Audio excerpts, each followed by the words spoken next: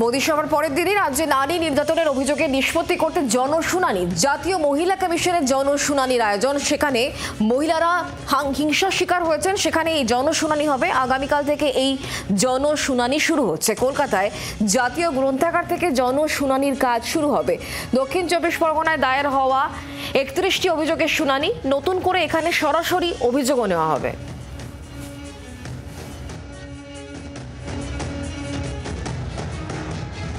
আমি রাষ্ট্রীয় মহিলা কমিশনের দায়িত্বে আসার পর থেকে আমরা ন্যাশনাল লাইব্রেরিতে 2024-এ একবার করেছিলাম। That was a great success. আমরা 3 দিন ধরে শুধুমাত্র কলকাতার উপরে কাজ করেছিলাম।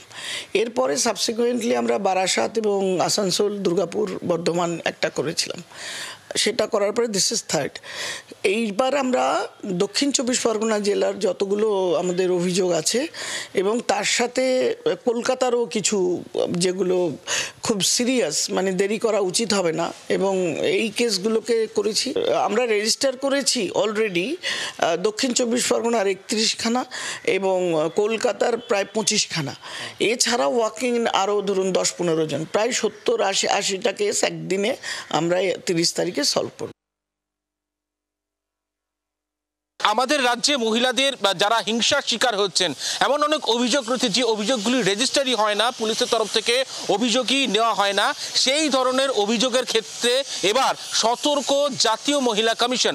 জাতীয় মহিলা কমিশনের তরফ থেকে জনশুনানির আয়োজন করা হচ্ছে।